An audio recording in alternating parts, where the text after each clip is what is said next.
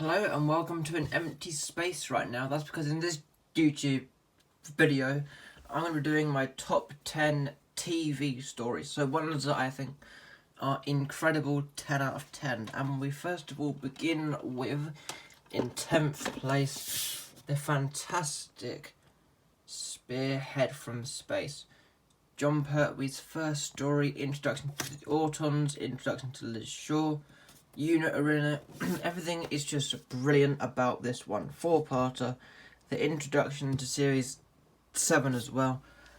The back of it is here, the blurb is there as well. Everything is brilliant about this one. Originally broadcast then in the 3rd of January and the 24th of January 1970, produced by Derek Sherwin and directed by Derek Martins. And yeah, it's just a fantastic Earthbound Jon Pertwee story. So that is 10th place, Spearhead from Space. In 9th place, a classic in a lot of people's eyes, and it was voted #1 by Doctor Who magazine a few years back.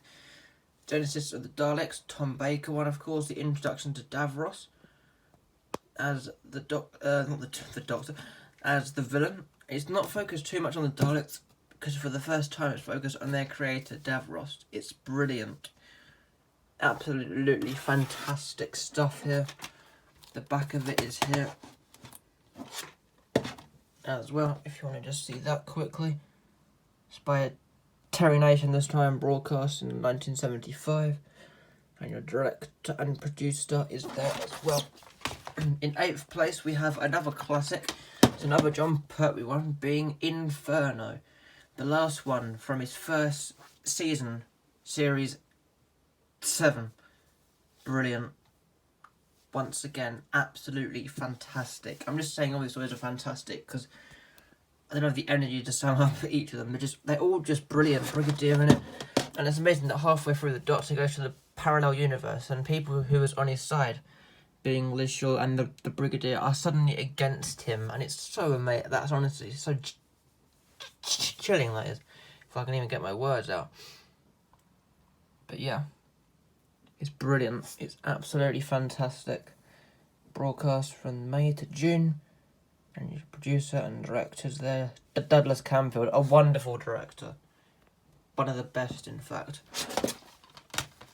Right, that's... In now 7th place, we have the fantastic Moonbase.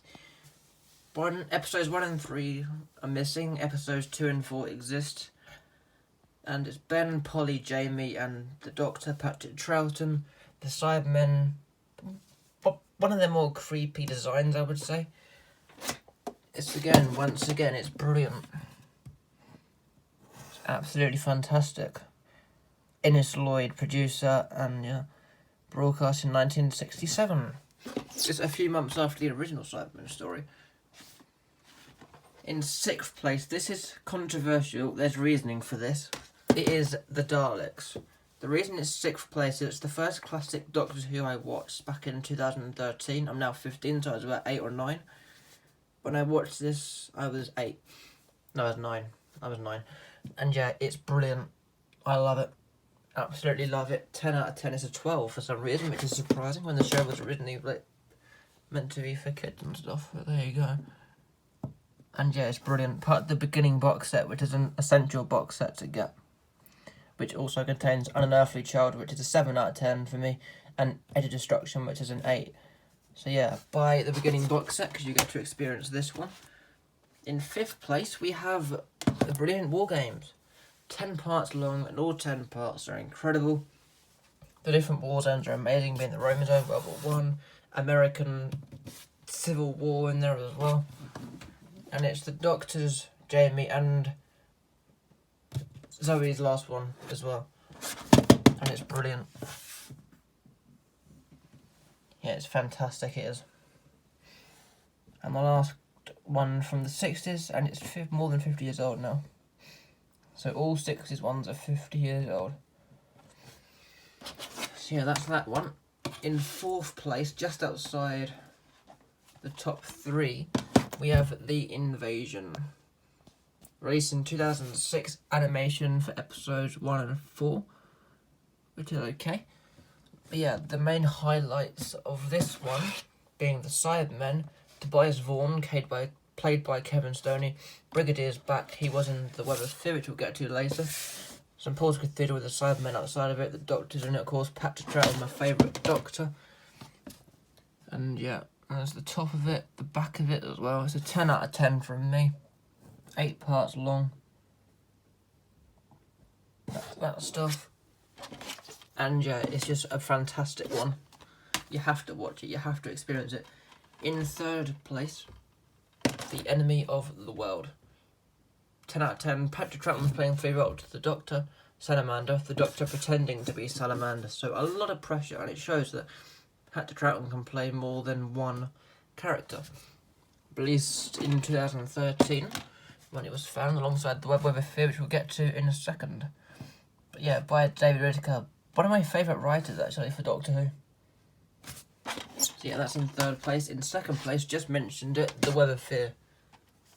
And these two, there always is a lot of thing of which one do you prefer, because they're both found in 2013, of course, by Philip Morris.